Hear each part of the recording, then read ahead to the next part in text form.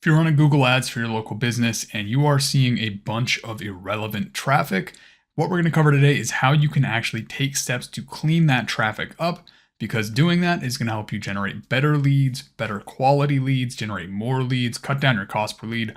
Everything that you want to do with your Google Ads campaign, cleaning up your traffic is going to really help that. So that's what we'll cover today. And if you're new here, my name is Chris. I cover all things Google Ads and local lead generation. If you want to see more videos like this, be sure to like the video and subscribe to the channel. And let's just jump right into the steps you can take to try to clean up your Google Ads traffic.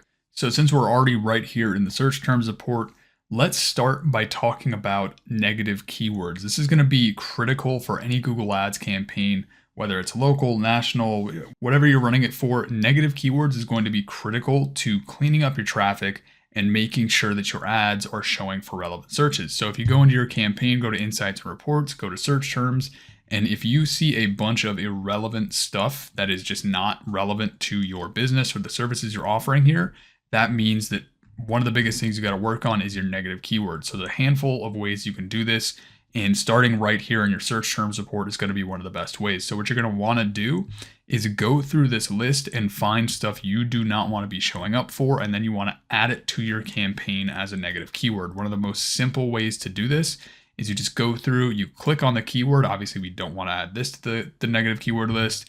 You hit add as a negative keyword, and then you can add it to the campaign level right here. So you can see add as negative keyword 2.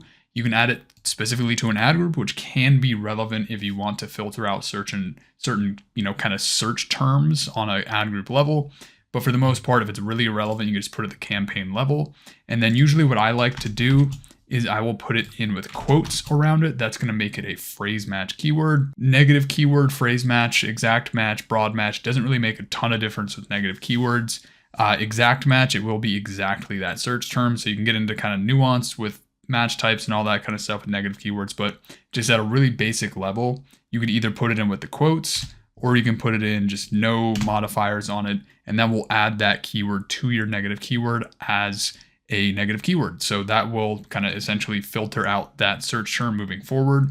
And you want to go through this list, not just once, but you want to do this at least on a weekly basis, and then add in more negative keywords. This is going to be one of the easiest ways to start filtering out bad traffic from your campaign, is leveraging this search terms report. And then not only with the search terms report can you find negative keywords, there's a lot of different ways to find negative keywords, and you want to add as many to that list as possible. One thing I like to do with any campaign is I just come over to Google and I Google common negative keywords, Google Ads, and you can find a ton of different pages where people just amass lists of negative keywords. We'll take this first one, for example, and you can go through this list and start pulling out things you do not want to show your ads for. So it's going to be a lot of common things like cheap, free, donations, jobs, all that kind of stuff. Pull a lot of these that are relevant for your business, add those to your negative keyword list.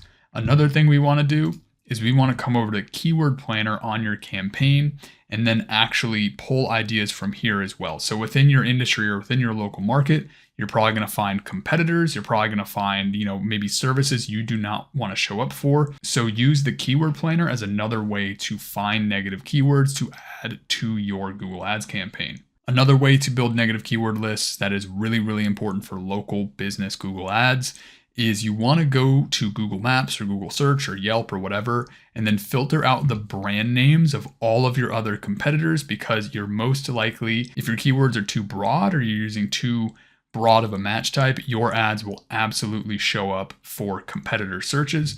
So you want to go through a list like this, add in the brand names of all the competitors. So I'm doing dumpster rental right now as the search. Junk King is going to be a big one. So if there's any national brands, things like that. Disposal and recycling, we want to get rid of that. So go through this, filter out competitor names, and this is going to be another way to really help to filter out any of that bad traffic. And then one final thing that I do when it comes to negative keywords is I like to exclude the names and abbreviations of every other state. And then also on a state level, if there's any other kind of cities or notable areas that people could search for, I will add those in as negative keywords as well. That can help to trim out sort of irrelevant out of location type searches.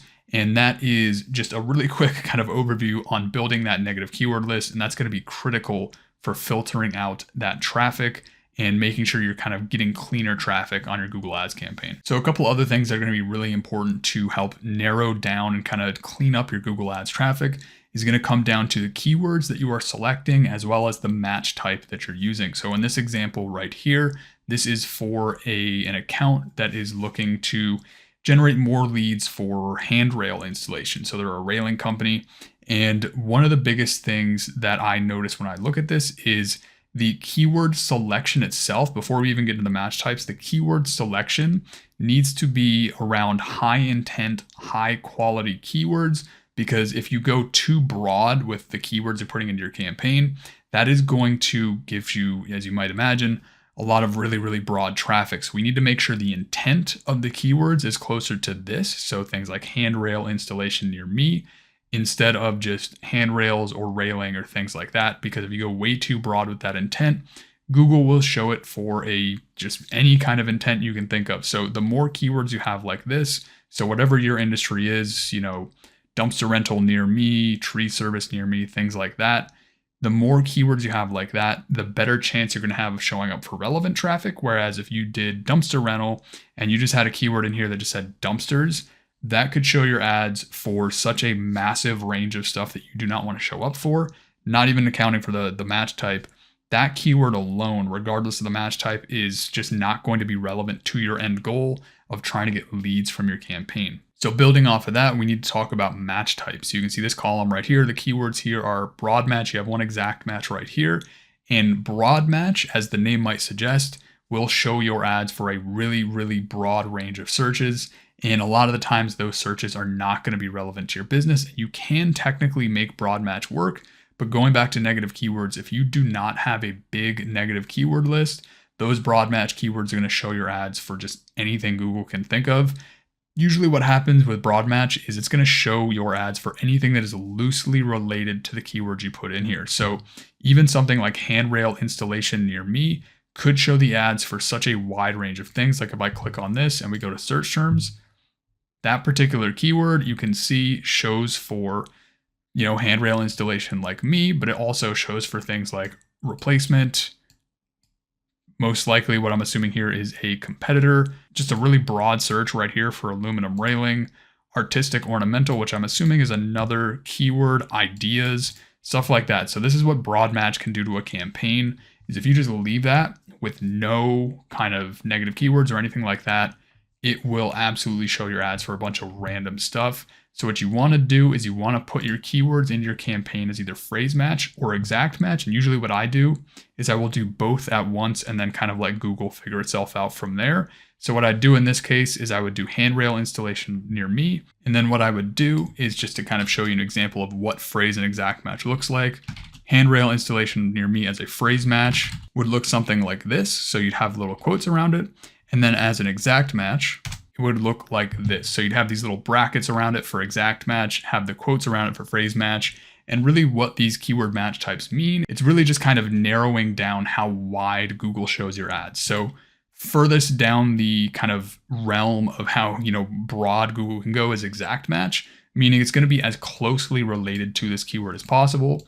And then phrase match is more kind of the intent behind the keyword. It's going to be more broad, but it's not going to be as broad match. So this is going to help you narrow that down a little bit more. So you want to make sure not only are you selecting higher quality keywords, but you're also using match types to help to constrain Google a little bit. As you can see with the broad match keyword, if you leave it too broad, it will just start showing your ads for a bunch of irrelevant stuff. So that is it. If you use those three things, you should be able to clean up your Google Ads traffic, and that'll help you get more leads at a better cost per lead and increase the quality of those leads, which is also very important. If you bring in those negative keywords, use match types, and make sure those keywords are high intent, high quality keywords, that should help you clean up that traffic. So with all that said, if you are somebody that wants to DIY all this yourself, down in the description below, I'm going to link over to a free Google Ads course here on the YouTube channel. Alternatively, if you are somebody who owns a local business and you want somebody to build all this for you, set it up, manage it, and take care of it so you don't have to think about it, there's also going to be a link in the description below for a free consultation. That'll get sent over to me. I can review it, see if I can help you out. So that's pretty much it for this video. Hopefully it was helpful. Hopefully you got some value out of it. If you did, a like and subscribe is always appreciated, and I hope to see you in the next video. Thanks.